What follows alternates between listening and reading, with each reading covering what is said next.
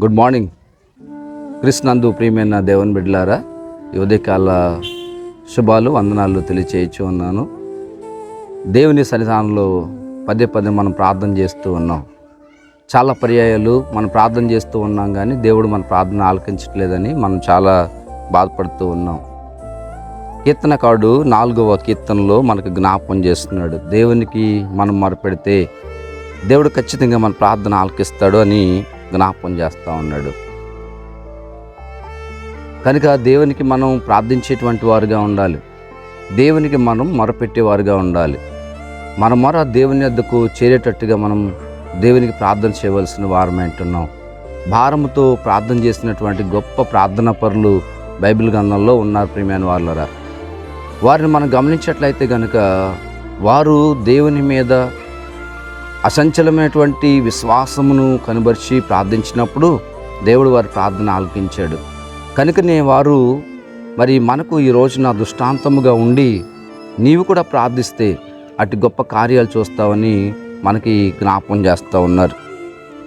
ఇక్కడ చూసినట్లయితే కనుక మరి దేవునికి మనం మొరపెట్టినట్లయితే కనుక దేవుడు మొట్టమొదటిగా మన ప్రార్థన ఆలకించేవాడు. దేవునికి మనం మొరపెట్టినప్పుడు దేవుడు మొట్టమొదటిగా ప్రార్థన ఆలకిస్తాడు.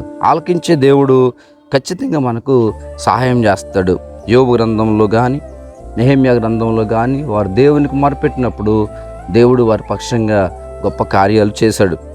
రెండవది, శ్రమలో నుంచి దేవుడు మనకు విడుదల కలిగిస్తాడు. నువ్వు ప్రార్థించినప్పుడు దేవుడు నీ శ్రమలో, నువ్వే శ్రమలు అయితే ఉన్నావు, ఏ కష్టాలు అయితే ఉన్నావు, ఏ బాధలు అయితే ఉన్నావో వాటి నుంచి దేవుడు నిన్ను విడిపించేవాడుగా ఉన్నాడు. మూడవదిగా చూసినట్లయితే కనుక నువ్వు ప్రార్థించినప్పుడు దేవుడు నిన్ను రక్షించేవాడు. కృష్ణందు ప్రియమైన వాళ్ళరా, ఆయన రక్షకుడనేటువంటి విషయాన్ని కూడా మనం గమనించాలి. ఎప్పుడైతే మనం ప్రార్థన చేస్తామో దేవుడు మనల్ని రక్షిస్తాడు.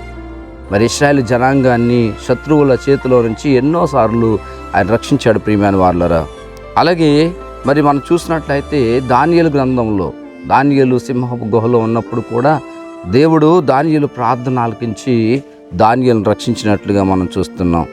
నాలుగవదిగా చూసినట్లయితే దేవునికి నువ్వు ప్రార్థించినప్పుడు లేక దేవునికి నువ్వు మొరపెట్టినప్పుడు దేవుడు నిన్ను స్వస్థపరిచేవాడుగా ఉన్నాడు.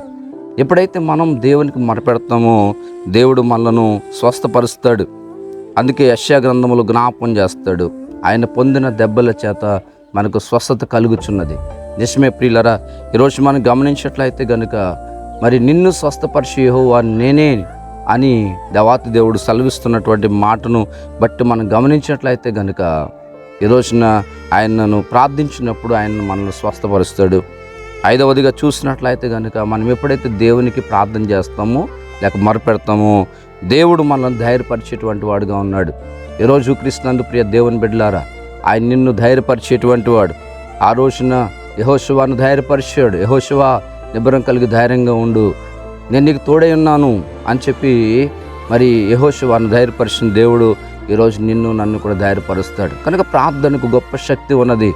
కనుక ప్రార్థనలో గొప్ప అద్భుతమైన కార్యాలు ఉన్నాయి. కనుక ఈరోజు మనం దేనికి భయపడకుండా ఈ లోకములో ఎలాంటి పరిస్థితులు వచ్చినప్పుడు కూడా దేవుని సన్నిధిలో ఆయనకు మొరపెడదాం, ప్రార్థిద్దాం, ఆయన ఆశీర్వాదాలు పొందుకుందాం. అడుగు పరిశుద్ధాత్మ దేవుడు మనందరికీ అనుగ్రహించునుగాక. ఆమేన్. ప్రార్థన చేసుకుందాం, తలలో వంచి కళ్ళు మూసుకుందాం. పరిశుద్ధుడా, ప్రేమ కలిగిన మా ప్రియ పరలోకపు తండ్రి, మీ ఘనమైన నామానికి వెళ్ళిన స్తోత్రాలు చెల్లించుకుంటున్నాం. నేను మరొక ఉదయకాల ధ్యానంలో ఇదిగో తండ్రి నీ పాదం చెంతకు వస్తూ ఉన్నాం తండ్రి. నాయన, నీకు మొరపెడితే ప్రభువా, నీకు ప్రార్థిస్తే ప్రభువా కలిగేటువంటి ప్రయోజనాలు ఈరోజు మాకు జ్ఞాపకం చేశారు నాయన. ప్రభువా, ఆ 5 ప్రయోజనాలను తండ్రి మేము కలిగి జీవించే కృప దయచేయండి. తలలో ఉంచిన ప్రతి ఒక్క బిడ్డను దీవించండి. చిన్న బిడ్డలు, యవనస్తులు, స్త్రీలు, పురుషులు, వృద్ధులు, బలహీనులు, రోగులను మీరు జ్ఞాపకం చేసుకోండి ఆయన. ప్రతి ఒక్క బిడ్డ అవసరత మీద తీర్చి కృప వెంబడి కృప దయచేయమని, ప్రార్థనలో గొప్ప విజయం ఉన్నదని, గొప్ప ప్రార్థనాత్మ కలిగి ప్రార్థించే భాగ్యాన్ని ప్రతి బిడ్డకు మీరు దయచేయమని యేసు శ్రేష్టమైన నామంలో ప్రార్థించి వినయంతో వేడుకుంటున్నాం పరమ తండ్రి. ఆమేన్.